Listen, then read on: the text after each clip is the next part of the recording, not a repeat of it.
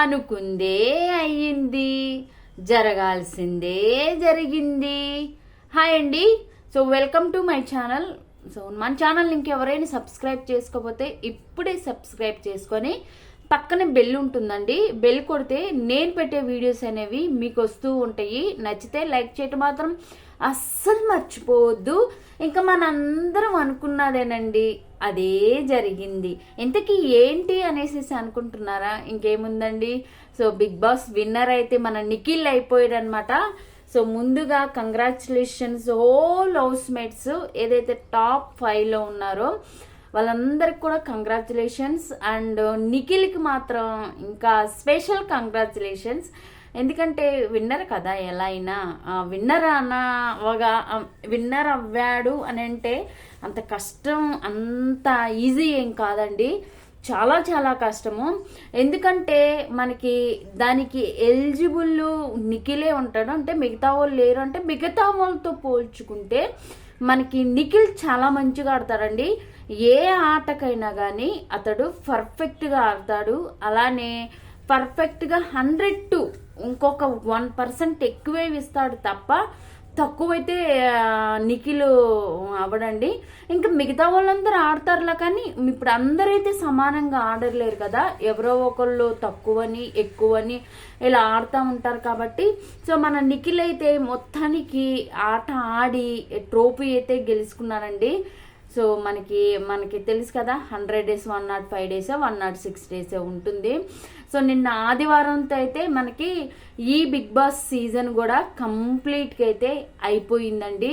So చాలా చాలా ఆనందంగా ఉంది. ఇంకా పోతే అంటే నిఖిల్ మన తెలుగు అతను కాదు, బట్ తెలుగు అతను కాకపోయినా కానీ టాలెంట్ ఉందండి అతనికి, చాలా మంచిగా ఉంది. కాకపోతే ఏంటంటే చిన్న బాధ అనేది ఏంటంటే మన తెలుగు వాళ్ళకి ఇస్తా అంటే ఆడితే గౌతమ్ కూడా వచ్చేవాడు అక్కడికి. గౌతమ్ కూడా తన 100 to 100% అయితే ఇస్తున్నాడు. కానీ మనకి ఒకరు కొంచెం వేరియేషనే ఉందన్నమాట. ఇద్దరిలో కొద్దిగా మాత్రమే తేడా ఉంది, ఎక్కువేం తేడా లేదండి. సో ఏదేమైనా కానీ మనకి అనుకున్నట్టుగా ఒకరే విన్ అవుతారు కాబట్టి సో ఆ ఒక్కరే మన నిఖిల్ అనేసి చెప్పుకోవచ్చు. సో ట్రోఫీని అయితే మన రామ్ చరణ్ గారి చేతుల మీద అయితే నిఖిల్ అందుకోవటం కూడా జరిగింది. సో చాలా హ్యాపీగా ఉందండి. కొంచెం లిటిల్ బిట్ కొంచెం బాధ, ఎందుకంటే ఎవరైనా మన తెలుగు వాళ్ళకి వస్తే బాగుండేదేమో అనేసి బాధ. బట్ ఏంటంటే తను ఆడి సిన్సియర్గా ఆడి ఆటకి 100 to 200% కూడా ఇవ్వటానికి ప్రయత్నం చేసి ఆడి గెలిచి ట్రోఫీని అందుకోవటానికి పూర్తి అర్హుడు. అలానే ఆటగాడని చెప్పవచ్చు. అలానే మనస్తత్వంలో కూడా కొంచెం మిగతా వాళ్ళతో పోల్చుకుంటే కొంచెం తక్కువ అని కూడా అనుకోవచ్చు అనమాట. ఎందుకంటే నిఖిల్ ఫస్ట్ నుంచి కూడా గమనిస్తే ఒకలాగే ఉన్నాడండి. కోపం వచ్చినప్పుడు అరుస్తాడు, ప్రేమ వచ్చినప్పుడు చూపిస్తాడు. ఎవరేమన్నా కానీ మరీ అంత ఓవర్ యాక్షన్ చేసినట్లుగా నాకైతే ఎక్కడ అనిపించలేదు. ఇక్కడ మనం చూసుకుంటే చాలా మంది కూడా ఫస్ట్ నుంచి నబీల్ అండి, ఇతను వేరియేషన్స్ మొత్తం బయట పెట్టేసేసాడు. ఫస్ట్లో చాలా సైలెంట్గా ఉండేవాడు. అసలు నాకేం తెలీదు, నేను ఒక శుద్ధపూసని అన్నట్లుగా అయితే ఉండేవాడు. చాలా సందర్భాలు వచ్చినాయి, కానీ పూర్తిగా ఓపెన్ అవ్వలేదు. బిగ్ బాస్ ఇంకా అయిపోతుంది 2-3 వారాల్లో అసలు బిహేవియర్ కానీ అసలు ఇది కానీ అతని విశ్వరూపం బయటికి చూపించాడు. మీరు గమనిస్తే అంటే నబీల్ అంటే నాకేం కోపం లేదండి, చెప్తున్నాను. అతను ఫస్ట్ నుంచి కూడా అసలు ఎక్కువ కనిపించేవాడు కాదు, సైలెంట్గా ఉండేవాడు, ఆట ఆడేవాడు. ఖచ్చితంగా అయితే ప్రతి ఒక్కరు ఆట ఆడటానికే వెళ్ళారు కాబట్టి విష్ణుప్రియ లాగా ఎవరు లేరండి. అందరు మంచిగా ఆట ఆడటానికే ప్రయత్నిస్తారు. కొంతమంది ఓడతారు, కొంతమంది గెలుస్తారు. ఇక్కడ మనకి విష్ణుప్రియ అనే ఆమె ఆట ఆడటానికి కూడా ఆమె అసలుకి చాలా ఇదిగా ఉండేది, బద్ధకం అంటారు కదా, అలా ఉండేది. నబీల్ కూడా ఆడేవాడు, కాకపోతే ఏంటంటే ఓపెన్ అవ్వలేదు నబీల్. లాస్ట్ 2 to 3 weeksలో మాత్రం పిచ్చగా ఓపెన్ అయ్యి అసలుకి యాంగిల్స్ చూపించి వేరియేషన్స్ చూపించి ఆహా ఓహో అని ఎగురుకుంటా గింతుకుంటా కొన్ని సందర్భాలు చాలా ఉన్నాయి. ఈ యాటిట్యూడే ఫస్ట్ నుంచి ఉన్నట్టయితే మేబీ అతను ఇప్పటి వరకు వచ్చేవాడు కాదేమో.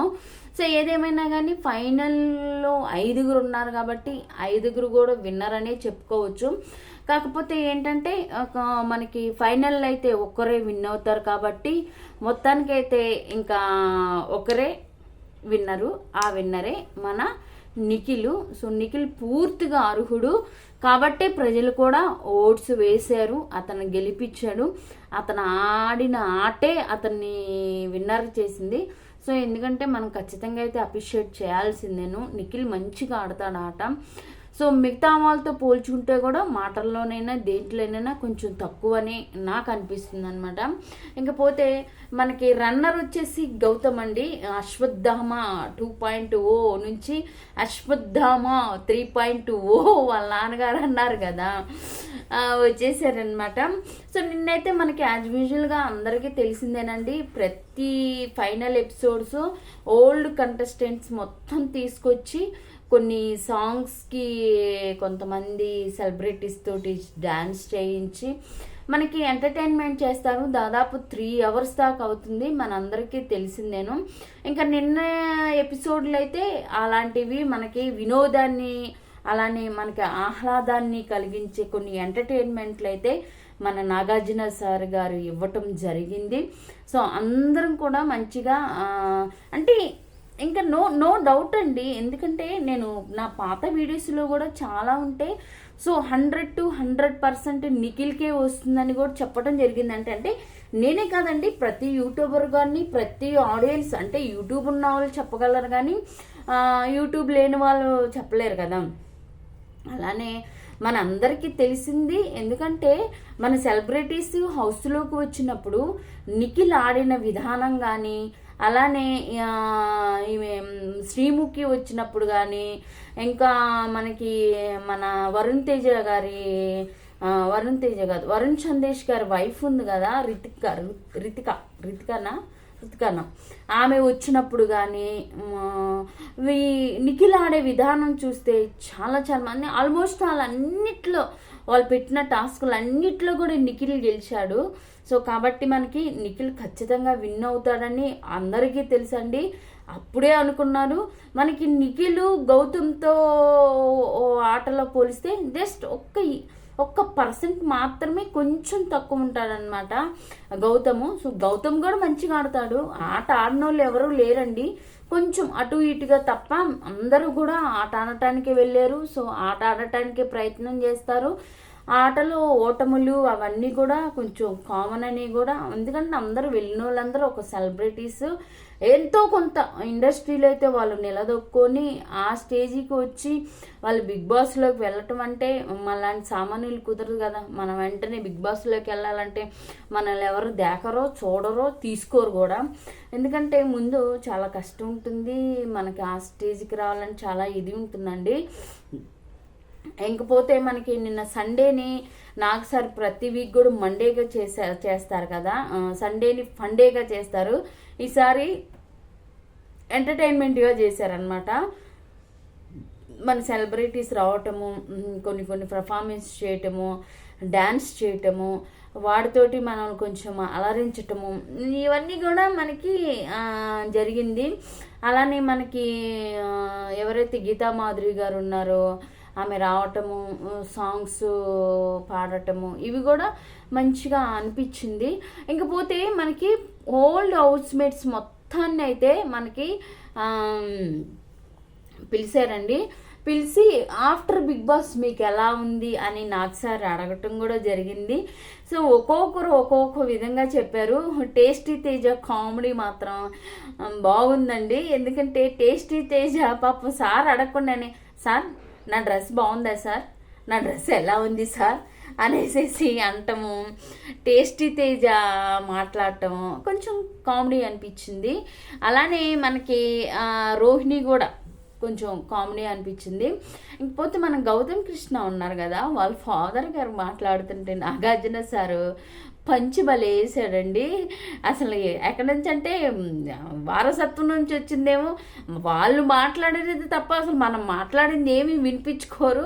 మనం మాట్లాడపని వాళ్ళకి సంబంధం లేదు, వాళ్ళు ఏం చెప్పాలనుకున్నారో అది చెప్పేసేస్తుంది. సేమ్ ఇప్పుడు అర్థమవుతుంది. ఎక్కడి నుంచే లోపల ఉన్న అతనికి వచ్చేసింది అని నాగ్ సార్ అంట. చాలా చాలా బాగుంది. ఇంకా మణికంఠ వచ్చేసి మణికంఠ కూడా హ్యాపీ అన్నాడు. వాళ్ళ పాప ఎలా ఉంది అనేసి నాగ్ సార్ అడిగారు.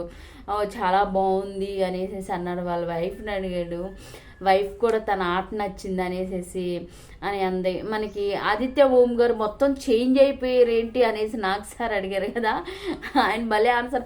సార్ నేను బయట ఇలానే ఉంటాను సార్, లోపల నేను కొంచెం మార్చేశారంట. ఎవరు మార్చారు ఆయన్ని? కాదు, ఎవరు మార్చారు?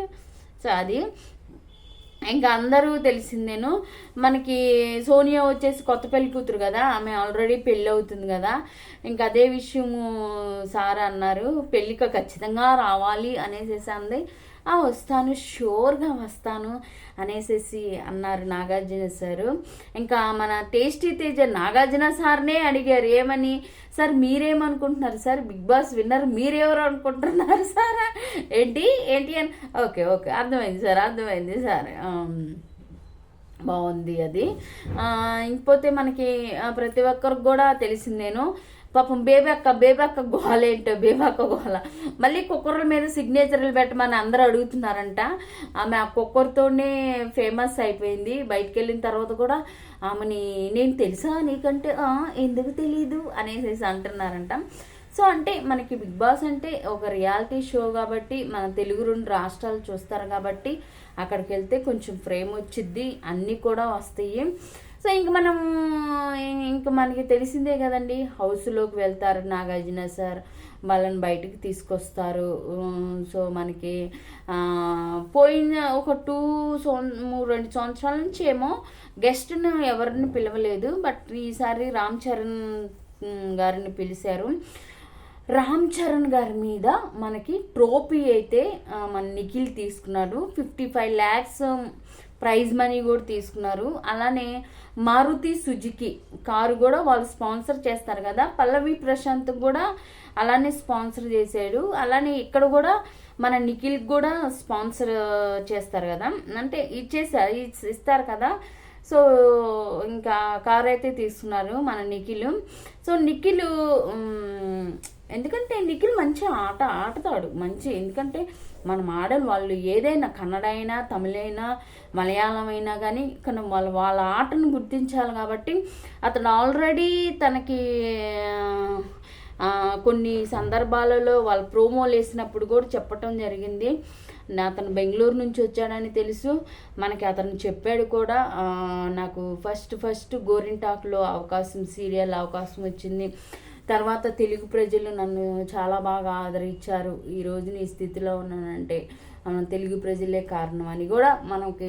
ఎందుకంటే మన దాంట్లోకి వచ్చి మన దగ్గర ఎదిగి మనది ఉన్నప్పుడు అది అనేది కొంచెం జ్ఞాపకం పెట్టుకుంటే తెలుగు ఆడియన్స్గా మనకు కూడా హ్యాపీగా ఉండిద్దండి.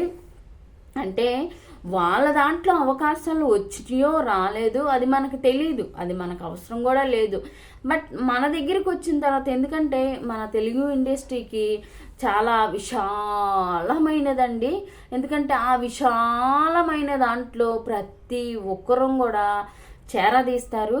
అది మన తెలుగు వాళ్ళ గొప్పతనము. అలానే కొంచెం ఇలాంటి అవాయిడ్ చేసి మన తెలుగు వాళ్ళని కొంచెం ఎంకరేజ్ చేసి పైకి లేస్తే ఇంకా బాగుండిద్దని.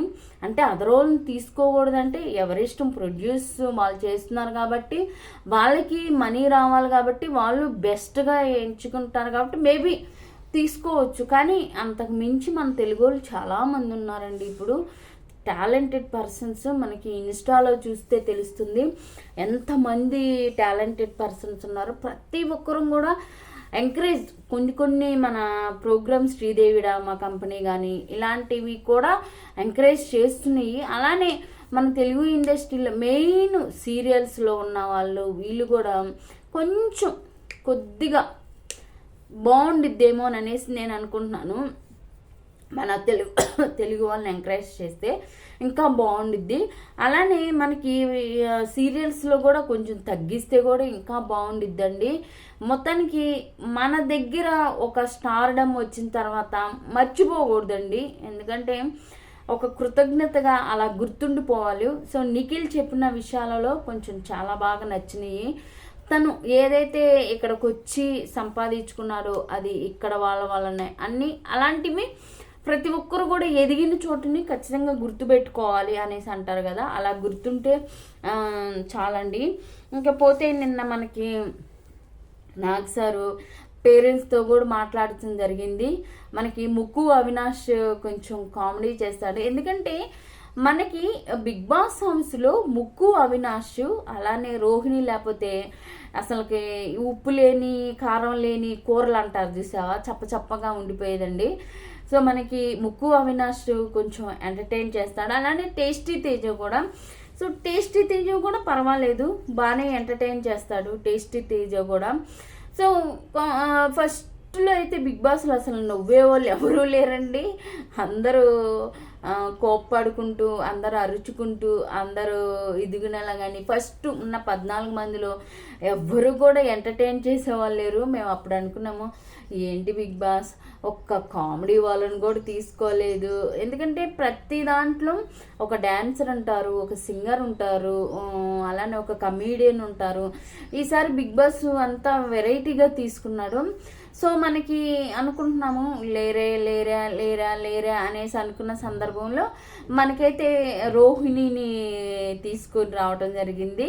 అలానే ముక్కు అవినాష్ని తీసుకురావటం కూడా జరిగింది. సో వీళ్ళు ఎంటర్టైన్మెంట్ చాలా చాలా ఉందండి. ఎందుకంటే హోటల్ టాస్క్ మీరు చూసారో లేదో, హోటల్ టాస్క్ మాత్రం చాలా బాగుందండి. అలానే టేస్టీ తేజ కూడా చాలా బాగా ఎంటర్టైన్ చేశాడు. అందరం కూడా తనకి గేమ్లు ఆడినా కానీ తన మాటలు కానీ తన నవ్వు కానీ మొత్తం కూడా చాలా చాలా బాగుండిద్ది. ఎందుకంటే తెనాలి, మాది కూడా తెనాలి, మన టేస్టీ తేజ తెనాలి, మాది తెనాలి. అంటే తెనాలని కాదండి, ఆయన ఎంటర్టైన్ చేసేవాడు. ఇప్పుడు మనకి ముక్కు అవినాష్ ఎలా ఉన్నాడు అలానే ఎంటర్టైన్ చేసేయాలన్నమాట. సో నిన్న మనకి అంటే లాస్ట్ సీజన్లో పల్లవి ప్రశాంత్ ఓటింగ్స్ మధ్యలో ఆగిపోయినాయండి. ఓట్లు వేస్తుంటే అసలు వెళ్ళలేదు. నేను చాలా ఓట్లు వేసాను పల్లవి ప్రశాంత్కి, అయితే ఓటు వేస్తుంటే అసలు వెళ్ళలేదు. కానీ ఈసారి మనకి అప్పుడు అయ్యో అందరు కూడా మెసేజ్ అంటే మా టీవీ పోల్ పెట్టినప్పుడు అందరు కూడా అన్నారు, ప్లీజ్ మీరు ఆ నెంబరు అది స్విచ్ ఆఫ్ అని వస్తుంది అని మెసేజ్ పెట్టాను. సో ఈసారి మనకి కన్ఫర్మ్గా అంటే లాస్ట్ అమరా లేకపోతే పల్లవి ప్రశాంత్ అని సస్పెన్స్గా ఉండేదండి. ఎందుకంటే అమర్ కూడా చాలా బాగా ఆడాడు, గట్టిగా పోటీ ఇచ్చాడు. వీళ్ళిద్దరిలో ఎవరు అంటే వాళ్ళిద్దరు ఫస్ట్ నుంచి ఉన్నారు కదా. ఇక్కడ వచ్చేసి మనకి నిఖిల్ అలానే గౌతమ్ ఉన్నారు కదా. వీళ్ళిద్దరిలో గౌతమ్ మనకి కొన్ని వీక్స్ తర్వాతే వచ్చాడని మనందరికీ తెలిసిందేనండి. అయితే మనకి నిఖిల్ అనే అతను ఫస్ట్ నుంచి కూడా ఉన్నాడు, ఫస్ట్ నుంచి కూడా ఆటలు ఉన్నారు. బట్ ఏంటంటే కొంచెం అందరిలో మన గౌతమ్ అయితే తెలుగు అతను కదా, మేబీ ఇస్తారేమో అనుకున్నారు. కానీ అక్కడ తెలుగు తమిళ కన్నడ అని ఏం లేదండి. ఆట ఎవరు ఆడాడు ఫస్ట్ నుంచి అనేది బిగ్ బాస్ చూసాడు, ఓటింగ్స్ కూడా చూశాడు. ఓటింగ్స్లో చూసుకున్నా కానీ నిఖిలే ముందున్నాడు. అలానే మనకి ఆటలో చూసుకున్నా కానీ నిఖిలే ముందున్నాడండి. ఎందుకంటే మనం ఉన్నది మాట్లాడాలి, అది మనకి ఎవరికి ఫ్యాన్ కాదు, అలానే మనకు ఎవరు రిలేషన్ కాదు. జస్ట్ మనం ఒక బిగ్ బాస్ రియాలిటీ షోని మనము రివ్యూ ఇస్తున్నాము అంతే తప్ప నో పర్సనల్స్ అనమాట. ఇక నేను ఎవరు ఫ్యాను కాదండి, అందరి గురించి చెప్తాను. ఆట ఆడిన వాళ్ళ గురించి మంచిగా చెప్తాము, కొద్దిగా ఆట తక్కువ ఆడిన వాళ్ళ గురించి కొంచెం తక్కువ చెప్తాము. ఇంకపోతే ఈ పృథ్వీ ఓవర్ యాక్షన్ చూసారా ఎలా ఉందో నిన్న. అక్కడ ఉన్న వాళ్ళందరూ పృథ్వీకి అసలు అతను ఏం సీరియల్లో ఏదో నాగా ఏదో పాముల సీరియల్లో తీసాడు, నేనైతే చూడలేదండి. మరి అతను అందుకొని అంత బిల్డప్ ఇచ్చుకుంటా స్పెట్స్ పెట్టి, నాగ్ సార్ ఎంత పెద్ద హీరో, ఆయన ఈ 70 yearsలో కూడా ఆయన మన్మధుడు అనుకుంటా ఆయన కోసం ఇది చేసేవాళ్ళు, ఆయన కోసం పడి చచ్చేవాళ్ళు, ఆయన కోసం అట్లీస్ట్ ఫోటో దిగినా చాలు అనుకునే అలాంటి అభిమానులు ఎంతమంది అండి. ఆయన ఎన్ని సినిమాలు తీసుంటారు. ఆయన ఒక అన్నపూర్ణ స్టూడియోకే అధినేత, ఒక టాప్లో ఉన్న హీరో. అలానే మన తెలుగు ఇండస్ట్రీ మొత్తం నవమన్మధుడిలాగా ఉండేది ఎప్పటికీ నేను పుట్టినప్పటి నుంచి కూడా మేము 90s కిడ్స్ అనమాట. అప్పటి నుంచి కూడా ఆల్మోస్ట్ అలా ఆయన ఒకలాగే ఉన్నాడు, ఫిట్నెస్ కానీ అందం కానీ అన్నీ. మరి ఆయన ముందు కాదు, సింహం ముందు చిట్టేలుకు అన్నట్టు మరి ఆయన ముందు అంత బిల్డప్ ఎందుకండి? ఓకే, నువ్వు బిగ్ బాస్కి వచ్చావు, అసలు నువ్వు బిగ్ బాస్లో లేకపోతే నువ్వెవరు అసలు? మాకైతే తెలీదు. మరి సీరియల్ చూసే వాళ్ళకు తెలిసిద్దేమో, మనకు తెలియదు. కానీ ఈ పృథ్వీ నేను ఎక్కడా చూడలేదు అసలు. ఏదో ఒక ప్రోగ్రాంలో చూసినట్టున్నాను అనుకుంటా. సో జస్ట్ మామూలుగా చూస్తాము, వదిలేస్తాము. మరి ఈయన అంతటి నాగార్జున సార్ ముందు స్పెడ్స్ పెట్టుకొని, సరే నువ్వేదో కొంచెం స్టైల్ చేద్దాం అనుకున్నావు, పెట్టుకొచ్చుకున్నావు. మరి నాగార్జున సార్ వచ్చినప్పుడు తీసేయచ్చుగా స్పెడ్స్. ఆయన అంటే ఒక హీరో కాబట్టి నువ్వు ఇంకా ఇంకా ఎదగాలి. ఎదిగింది నాగార్జున సార్. ఆయన 70 సంవత్సరాల నుంచి, దాదాపు 40-50 సంవత్సరాల నుంచి వాళ్ళ ఫాదరు, వాళ్ళు మొత్తం ఇండస్ట్రీలో ఉన్న వాళ్ళు. నువ్వు పెట్టుకోవచ్చు కానీ బయట పెట్టుకో, ఎందుకంటే మాలాంటి వాళ్ళ ముందు, ప్రజల ముందు నువ్వు కొంచెం సెలబ్రిటీ కాబట్టి కొంచెం ఇదిగా ఉంటావు కాబట్టి పెట్టుకోవచ్చు. కానీ సింహం ముందు చిట్టెలుకు లాగా నాగార్జున సార్ గారి ముందే నువ్వు కళ్ళజోడు పెట్టుకొని వేరే లెవెల్లో ఇస్తే ఆయన ఎందుకు ఊరుకుంటాడు? పృథ్వీ, నీ కళ్ళు చాలా బాగున్నాయి, ఇంకా కళ్ళజోడు తీస్తే బాగుంటాయి, కళ్ళజోడు తీసి మాట్లాడతావా అంటే అప్పుడు కొట్టినట్టే కదా. మరి అది కాదు, డైలాగ్ కొట్టినట్టే కదా నాగ్ సార్. మరి అంత ఓవర్ యాక్షన్ ఎందుకు? కాదు, అంత ఓవర్ యాక్షన్ ఎందుకు? నువ్వు హీరో అవ్వచ్చు, బిగ్ బాస్లోకి వచ్చిన తర్వాతే పృథ్వీ అంటే ఎవరో మాకు తెలిసింది, లేకపోతే మాకు తెలియదు అసలు పృథ్వీ అంటే ఎవరో. నిన్ను చూసి మేము ఏమి నేర్చుకోవాలి? ఆ కోపము, మనుషుల మీదకి వెళ్ళటము, మనుషుల మీద దూకటం, ఇవి నేర్చుకోవాలా? నిఖిల్ గురించి చూడు, నిఖిల్ కూడా వేరేనే, మీరు కూడా వేరేనే. మరి నిఖిల్ గురించి మేము ఎంత మంచిగా చెప్తున్నాం? ఎందుకంటే అతను పద్ధతి అయినా, అతను బిహేవియర్ అయినా, మాట్లాడే విధానమైన ఏదైనా కానీ బాగుంటాయి. నువ్వు ఎగిరెగిరిపోతా, గేమ్లు ఆడకుండా, పక్కన వాళ్ళ గేములు చెడగొట్టుకుంటా, నువ్వు ఎంత రచ్చ చేసావో బిగ్ బాస్లో తెలుగు ఆడియన్స్ మొత్తానికి తెలుసు. మరి అంత చేసే నువ్వు అంత ఓవర్ యాక్షన్ చేయకపోతే ఏమి? అది మొత్తానికైతే నువ్వు కళ్ళజోడు తీసి మాట్లాడు అనేసి అన్నాడు, మాట్లాడాడు. సో అంతా అయిపోయింది. సో పేరెంట్స్ని, గౌతమ్ వాళ్ళ నాన్నగారిని మాత్రం ఇది చేశారు. ఇంకా మనకి ముక్కు అవినాష్ ఉన్నారు కదా, ముక్కు అవినాష్ వాళ్ళ ఫాదరు అలానే వాళ్ళ బ్రదర్ వచ్చారు. సో ముక్కు అవినాష్ చాలా చాలా బాగున్నారు. సో ఇంకా ప్రేరణ వాళ్ళ హస్బెండ్ కూడా వచ్చారనమాట. ప్రేరణ కూడా చాలా బాగుంది. సో మొత్తానికైతే మనకి నిఖిల్ అయితే విన్నర్ అయిపోయాడండి, అలానే మనకి గౌతమ్ అయితే రన్నర్ అయిపోయారు అనమాట. ట్రోఫీ అనేది మన రామ్ చరణ్ సార్ చేతుల మీద గుండా అయితే ఇవ్వటం జరిగింది. సో మళ్ళీ 55 lakhs మనీ, ప్రైజ్ మనీ అయితే మన బిగ్ బాస్ ఇచ్చేశాడు. అలానే మారుతి సుజుకి కూడా మన నిఖిల్కి ఇచ్చారనమాట. సో ఇంకా నిన్నటితో బిగ్ బాస్ అయిపోయిందండి. మా లాంటి చిన్న చిన్న యూట్యూబర్స్కి మేమేమి ఇంకా కొన్ని ఎపిసోడ్స్ అయితే అది మిగిలి ఉన్నాయి. కమింగ్ ఎపిసోడ్లో అయితే నేను దాని గురించి కూడా చెప్తాను. చూద్దాం మళ్ళీ నెక్స్ట్ సీజన్ ఎప్పుడు వస్తుందని వెయిటింగ్ చేస్తున్నానండి. సో నిఖిల్ పట్ల మీకు ఎలా అనిపించిందో తప్పకుండా కింద కామెంట్స్లో తెలపండి. మన వీడియో నచ్చితే ఇప్పుడే లైక్ చేయండి. Thank you for watching.